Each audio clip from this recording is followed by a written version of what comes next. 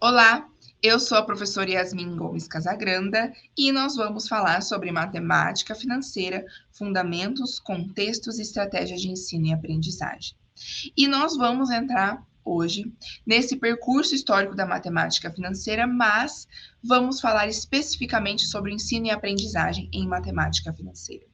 Então, o que é que a gente precisa saber passar para o aluno nesse conteúdo? Né? Eu preciso saber passar para o aluno, claro, as fórmulas de matemática financeira, claro, como é que ele aplica isso, como isso funciona na vida dele, na economia, todo esse contexto. Mas na prática, quando a gente está em sala de aula para falar sobre matemática financeira, eu preciso que ele entenda, em princípio, o que é esse diagrama do fluxo de caixa. Então, ele vai aparecer em todos os exercícios de matemática financeira. Ele vai ser exigido ou de maneira escrita ou de uma maneira com uma visualização mental do aluno, porque ele precisa saber sobre o que é que ele está falando, né? Sobre o que é que o exercício está falando e o que é que se espera dele. Tá? Então, a primeira dica, né, a primeira estratégia, o primeiro contexto aí dessa pedagogia para o ensino da matemática financeira é que se o aluno entenda essa formulação do diagrama. E é sobre isso que a gente vai falar agora. Tá? Então, essa formulação do diagrama, ela vem bem da ideia de calendário, né? Então, a ideia de uma escala que vai ser colocada para ele a depender do que o exercício está pedindo. Então, numa escala que vai mostrar para ele aqui de forma horizontal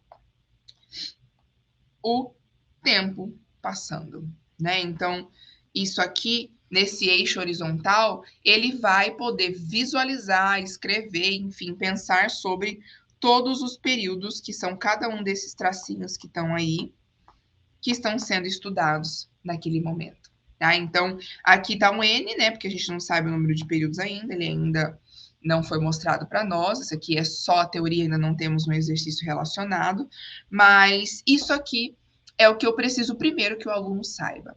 Então, o aluno precisa desenhar um eixo horizontal, colocar o número de períodos que ele está tentando estudar, para aí sim ele conseguir, né? Já estamos aqui e já falamos aqui, essas marcações temporais sejam, para que ele consiga que essas marcações temporais sejam o norte dele, sejam o que ele vai conseguir ponderar para esse conteúdo, e aí ele vai fazer cada uma dessas análises, tá? Então, num exercício, né, vão ter também essas setas que vão estar aqui, algumas para baixo, algumas para cima, a depender se o dinheiro está entrando ou saindo.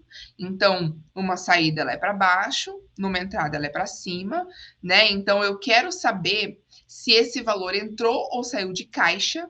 Então, a gente está falando aqui de fluxo de caixa, de entradas e saídas de dinheiro, e isso é o que ele precisa conseguir desenhar ali naquele exercício. Tá? Então, uma vez dado o enunciado, raríssimas vezes o fluxo de caixa, o diagrama dele, vai vir desenhado, né, numa questão, seja de uma disciplina, seja da escola, ou seja até mesmo numa questão de concurso. Então, ele não vai vir desenhado, na maioria, imensa maioria das vezes. Então, a ideia é que se consiga parar para olhar o exercício e a primeira questão é desenhar o diagrama de fluxo de caixa, tá? E nesse contexto todo aqui, vai ter a relação com a taxa de juros. Então, a primeira ideia é desenhar o diagrama, pensar no tempo, olhar para saber quais são as saídas e as entradas que estão sendo colocadas ali para mim e saber se isso ali está fazendo sentido com o enunciado. Ir e voltar quantas vezes forem necessárias, porque a partir daqui, tudo que tem que se fazer é substituição em fórmula para encontrar um valor futuro e um valor presente. Tá? Então, a primeira ideia é essa. Então, a gente pode tratar disso de várias maneiras diferentes em sala de aula. Entregar alguns desses em branco para que o aluno possa só preencher, depois passar para esse aluno para que ele desenhe isso no caderno, manter uma escala horizontal fixa no quadro, por exemplo, para que você possa manter ela ali e só ir alterando conforme os exercícios, para que ele consiga ter essa visualização de que aquilo ali é fixo para todos e que eu preciso só ir modelando, ajustando conforme o exercício está passando. Então, cada uma dessas metodologias podem ser utilizadas e, claro, adaptadas a depender da turma, a depender do aluno, da dificuldade deles, enfim. Tá?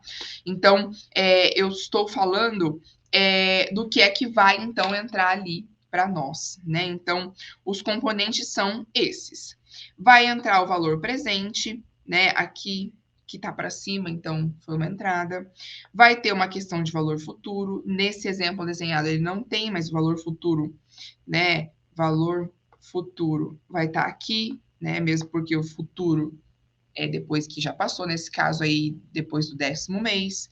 Taxa de juros, o exercício tem que me falar, ou ele me dá todas as outras, todos os outros números da minha equação e me pede para encontrar a taxa de juros, o tempo e como é que vai funcionar esse pagamento, né? Então, esse pagamento vai ser à vista, ele vai ser parcelado durante esse tempo, vão ser parcelas de 3 em 3 períodos, por exemplo, pode acontecer.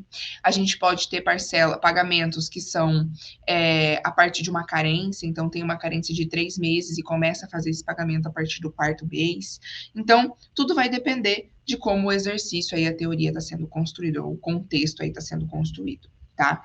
E aí, quando você for olhar, por exemplo, aqui já é um exemplo numérico, né? Então, essa questão fundamental de saber colocar cada um dos números no lugar correto.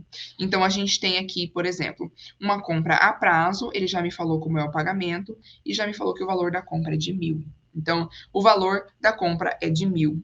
Então, eu sei que é R$1.000 e eu sei que tem uma entrada de 600. Olha a entrada aqui de 600. Né? No período aí 0 tem 600. A diferença é de 400, então de 1.000 para 600. A diferença hoje no valor presente é de R$400, mas eu vou paga depois de um mês a juros. E se eu for pagar esses R$400 daqui a um mês, o pagamento não é mais 400, o pagamento agora é 600, porque aquele valor, ele cresceu ao longo de um mês. Há uma taxa de juros aí que o exercício não me deu, tá? Então, o que é importante eu saber? Que o pagamento, na verdade, ele era de 1.000, que eu dei uma entrada de 600, que me restou pagar, né? Então, a minha dívida ainda é 400. Então, 400 mais a uma taxa de juros vezes esse mesmo 400, me deu o valor futuro. E esse valor futuro, para mim, foi de 600, tá?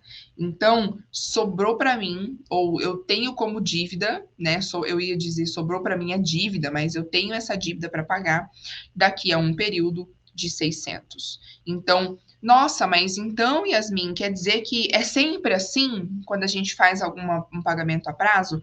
É sempre assim. E por mais que isso não está diretamente na compra ou mostrado, a gente tem ali essa certeza de que é claro que a empresa, se ela tá te dando um prazo a mais, você tem um pagamento de juros ali embutido naquela compra, tá? Então, imagina só que a empresa não quer colocar para você que esse pagamento tá com juros, né? Então, o que ela pode fazer? Ela já sabe que essa diferença, que seria de 400, você vai pagar daqui a um período, provavelmente um ano, né? Então, assim, a um mês para frente ele é 600, então ela já não faz mais o valor daquela mercadoria a 1.000. Ela já faz a divulgação daquele valor a 1.200. Que, na verdade, 1.200 são 600 à vista, mais os 400 no futuro, que vão dar 600. Então, você paga uma compra sem juros, com parcelas sem juros, mas na verdade ele já está embutido aí. Então a empresa pode fazer essa conta até o final, como nós fizemos, e colocar o valor presente aí do produto um pouco mais caro, né, para embutir esses juros na compra que você já está fazendo. Tá? Então, assim, isso, né, na ótica da empresa e na ótica do comércio não tem nada de errado, mas é importante que a gente saiba que essa é a realidade, né? Então, as empresas raras vezes vão decidir te oferecer uma compra que seja a prazo, algo que você compra hoje, paga um pouco hoje e o restante no futuro, sem que tenha juros envolvidos, tá? Então, esse é o caso e é o que acontece aqui de uma maneira geral no mercado, tá? Então, nesse exemplo, por exemplo, nós temos um empréstimo no valor de 1.000, que será quitado mediante o pagamento de 1.200 daqui a 6 meses. Então, nós temos aqui a nossa linha do tempo, nós temos o empréstimo de 1.000, entrada do caixa, então eu busquei no mercado R$ 1.000 e eu vou pagar, então, esses 1.200 daqui a 6 meses, tá? Então, aqui a gente não sabe qual que é a taxa de juros, mas a gente conseguiria fazer tranquilamente usando aí a fórmula do valor futuro, tá? Então, isso daqui é o que precisa ser primeiramente entendido pelo aluno, que é saber desenhar, saber onde é que está cada um dos valores, porque a partir do desenho a gente consegue fluir tranquilamente, né, com cada um dos exercícios, tá? E aí, no exemplo 2, a gente vem falando sobre uma aplicação agora de 300, resgatada em 3 parcelas iguais, cada um dos meses, de R$ 120. Então, quer dizer que eu tenho uma aplicação de 300, então eu apliquei um dinheiro, saiu o dinheiro do meu caixa no valor de 300, mas eu vou receber de volta 120, 120, 120 em cada um dos períodos subsequentes, tá? E aí, então, quer dizer que a gente teve um rendimento, né? Então, esse 300, agora ele virou 360, parcelado em 3 meses. Então, isso daqui, né, deu 360. Foi um bom rendimento, né? Fazer crescer esse valor aí de 300 a 360 em 3 meses é muito bom, né? E casos raríssimos, né? Caso de estudo mesmo, mas foi isso que ele quis dizer aqui com esse exemplo, tá? Então, a ideia principal desse vídeo é a reflexão sobre escrever o que é o fluxo de caixa, ou escrever como esse fluxo de caixa é colocado num diagrama, refletir sobre se está entrando ou estão saindo os valores em dinheiro e saber como colocar isso depois na fórmula, tá? Então, substituir na fórmula é a parte mais tranquila. A parte mais que exige reflexão e que exige pensamento é a parte da gente compor aí o diagrama do fluxo de caixa.